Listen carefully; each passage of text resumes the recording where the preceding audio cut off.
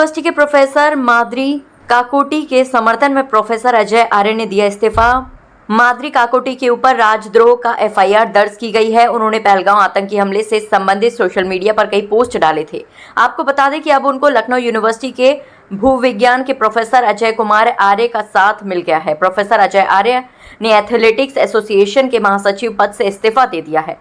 कुलपति प्रोफेसर आलोक कुमार राय को भेजे गए अपने त्याग पत्र में उन्होंने लिखा है कि माद्री काकोटी को मिला नोटिस अभिव्यक्ति की स्वतंत्रता और संकट के समय समाज का मार्गदर्शन जो एक शिक्षक का परम कर्तव्य है, उस पर कुठाराघात है। प्रस्तुत है प्रोफेसर अजय कुमार आर्य से हमारे विशेष संवाददाता मोहम्मद आमिर की बातचीत।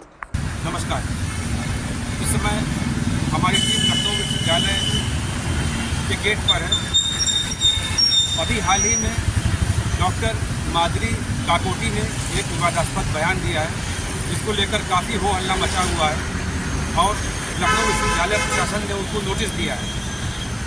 असली आतंकी को पहचानो, तमाम विवादास्पद बातें इस बयान में दी गई हैं।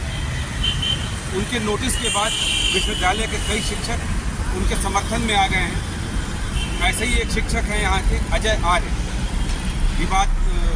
प्रोफेसर अजय आर्य से हम मिलेंगे, बातचीत करेंगे। क्रीडा परिषद के महासचिव इस समय हम डॉक्टर अजय आर्य प्रोफेसर हैं जियोलॉजी विभाग के, आपने इस्तीफा दिया है डॉक्टर माद्री काकोटी के समर्थन में। तो हम जानेंगे कि क्या वजह है इस्तीफा देने की। हम उनके कक्ष में इस समय मौजूद हैं। उनके कक्ष में मैं अपने कैमरामैन से गुजारिश करूंगा, दिखाइए। एक तरफ भारत के पहले शिक्षा मंत्री डॉक्टर अब्दुल कलाम की तस्वीर लगी है और एक तरफ बाबा साहब अम्बेडकर की तस्वीर लगी हुई है। तो हम जानेंगे कि क्या वजह है, क्यों इस्तीफा दिया उन्होंने। जी सर। जी बहुत बहुत धन्यवाद। और आपने इस महत्वपूर्ण प्रकरण में आपके चैनल के माध्यम से मुझे बोलने का अवसर दिया, इसके लिए मैं आपका आभारी हूँ। देखिए, डॉक्टर माद्री काकोटी का स्टेटमेंट अपनी जगह है और विश्वविद्यालय में पढ़ाने वाले शिक्षकों के वक्तव्य अपनी जगह है। दोनों बातें, दो अलग अलग बातें हैं। मैंने क्रीडा परिषद के महासचिव से इसलिए त्याग पत्र दिया क्योंकि विश्वविद्यालय एक प्रकार का संगठन होता है, इंस्टीट्यूट होता है, जहां पे तमाम शिक्षक अपने विचारों को अपने रिसर्च के माध्यम से, शोध के माध्यम से अपने विद्यार्थियों तक पहुंचाते हैं।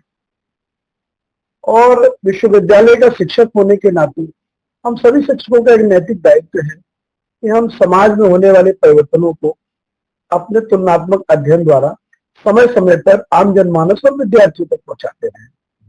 इसी वजह से विश्वविद्यालयों को सरकारी तंत्र से दूर रखा गया है और उनको एक स्वायत्त सेवी संस्थान कहते हैं। परंतु गत कई वर्षों में ये देखा गया है कि विश्वविद्यालय के शिक्षक अपने रिसर्च को अपने विद्यार्थियों तक पहुंचाते हैं और कभी कभी ये जो सरकारों की योजनाएं होती हैं उसके अनुरूप नहीं होते हैं उनके विचार, क्योंकि विश्वविद्यालय का शिक्षक एक रिसर्चर होता है और समाज का सबसे पढ़ा लिखा लिखित तबके में उसकी गिनती होती है। उसकी नैतिक जिम्मेदारी है कि सोसाइटी में क्या हो रहा है, समाज में क्या हो रहा है, उस पर वो बेहद चर्चा करें। डॉक्टर माद्री काकोटी जो लिंग्विस्टिक विभाग की असिस्टेंट प्रोफेसर हैं, उनके स्टेटमेंट पे लखनऊ विश्वविद्यालय के प्रशासन द्वारा एक नोटिस जारी किया गया कि आपका स्टेटमेंट सोशल मीडिया यानी उसके माध्यम से उन्हें प्राप्त हुआ और तमाम संगठनों द्वारा उसका विरोध किया। देखिए, विरोध करना लोकतंत्र की एक खूबसूरती है।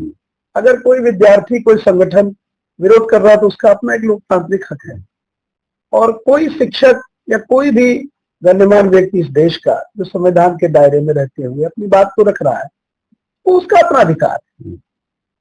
अगर शिक्षक तुलनात्मक अध्ययन नहीं करेगा तो इस देश में कौन करेगा? मुझे लगता है कि विचारों की अभिव्यक्ति, स्वतंत्रता और एक कुठाराघात है। अगर हम रिसर्चर को, एक वैज्ञानिक को या सोशल साइंटिस्ट को अपनी बात कहने से रोकेंगे और उसके एवज में सरकार की तो विचारधारा दूसरी है।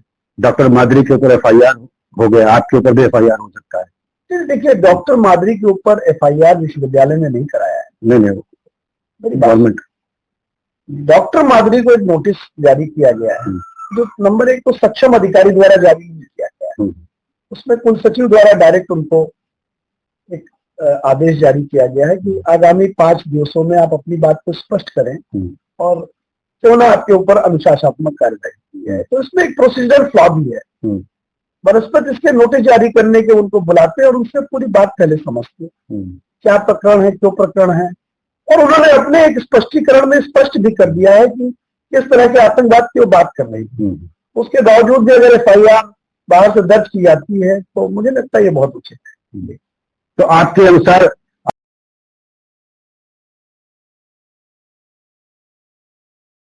स्पष्ट भी कर दिया है कि किस तरह के आतंकवाद की वो बात कर रही थी। उसके बावजूद भी अगर FIR बाहर से दर्ज की जाती है तो मुझे लगता है ये बहुत उचित है। तो आपके अनुसार आतंकवाद को एक ही चश्मे से नहीं देखना चाहिए, आतंकवाद का रिश्ता किसी धर्म से नहीं। देखिए, माननीय प्रधानमंत्री श्री नरेंद्र मोदी जी ने भी कहा है अपने स्टेटमेंट में कि आतंकवाद का कोई धर्म नहीं होता। तो जो देश के सबसे बड़े मुखिया हैं, अगर उनका ये मानना है कि आतंकवाद का कोई धर्म नहीं होता, तो निश्चित तौर पे बिना सोचे समझे तो उन्होंने नहीं बोला होगा। तो आतंकवाद का धर्म सिर्फ एक होता है, वो है आतंकवाद। उसको किसी भी धर्म के चश्मे से देखना कहीं से भी उचित नहीं हो सकता। लेकिन क्रॉस बॉर्डर या इस देश के बाहर के लोगों द्वारा जो कुत्सित घटना की गई है पहलगाम में, उसकी जितनी भी निंदा की जाए वो कम है। लेकिन तमाम शहरों में, पूरे भारत में विरोध हो रहा है एक वर्ग विशेष के खिलाफ कि इसमें मुस्लिम्स का हाथ है। इस पर क्या कहना है? इस पर सरकार को अपना जो भी स्टैंड है वो क्लियर करना चाहिए। देश के मुस्लिमों को भी गलत लॉ एंड ऑर्डर को मेंटेन करने की जिम्मेदारी राज्य सरकार और केंद्र सरकार की ज्वाइंटली होती है। इस पर निश्चित तौर पे सरकारों को अपना जो भी संदेश है उसको क्लियर करना चाहिए। ये जो आम मुसलमान है वो अपने आप को ठगा सा महसूस कर रहा है।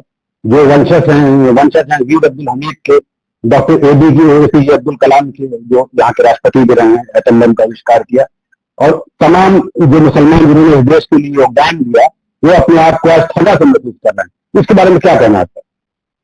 देखिए, आजादी के आंदोलन में और उसके बाद भी इस देश के हर नागरिक ने अपना योगदान दिया। अगर हम देशभक्ति को किसी जाति के या किसी धर्म के या किसी प्रांत के नजरिए से देखेंगे तो फिर हम देशभक्ति की मूल भावना से ही दूर हो जाएंगे। इसमें कभी ना कोई धर्म होती, ना कोई जाति होती, ना कोई प्रांत होता है। एज ए होल हम सब भारतीय हैं। हमें अपने संविधान, हमें अपने तिरंगे और हमें अपने देश पे गर्व है।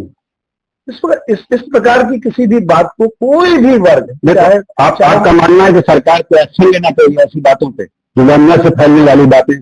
सब भारतीय धर्म से परे हैं, पहले हम भारतीय हैं। क्योंकि समय समय पर देश की जो उच्च न्यायालय है, सुप्रीम कोर्ट है या हाई कोर्ट है अलग स्टेट्स की, बहुत सारे निर्णय उन्होंने, बहुत सारी बातें होती है जिससे वो सरकार के कामों से या उनके जनरल चिट्ठियां या आदेशों से सहमत नहीं होती, तो समय समय पे वो एडवाइजरी भी जारी करती हैं। कई बार Supreme Court of India, honourable Supreme Court of India और honourable High Court of other states, उन्होंने कई बार स्वतः संज्ञान लिया है। तो ऐसा नहीं है कि इस देश में संविधान का मूल स्थापित नहीं है। हाँ, कभी कभी इन बातों का बेजा फायदा उठा करके बाहर की शक्तियां हमें तोड़ने का कार्य करने की कोशिश कर रही हैं। इसलिए हम सभी नागरिकों का ये कर्तव्य है कि ऐसी विपरीत स्थिति में, आज के इस परिवेश में हमें एक रहना है और हम एक रहेंगे, कभी नेक रहेंगे और श्रेष्ठ रहेंगे। डॉक्टर अजय आर्य का कहना है कि विदेशी शक्तियां आंतरिक कलह करवा के, आंतरिक खूब डलवा के देश में गृह युद्ध की स्थिति पैदा करके कहीं ऐसा ना हो कि भारत के और टुकड़े करवा दें, भारत को अस्थिर करें। इससे अच्छा है कि हम एक होकर, जो टुकड़े हो गए हैं भारत के, बांग्लादेश में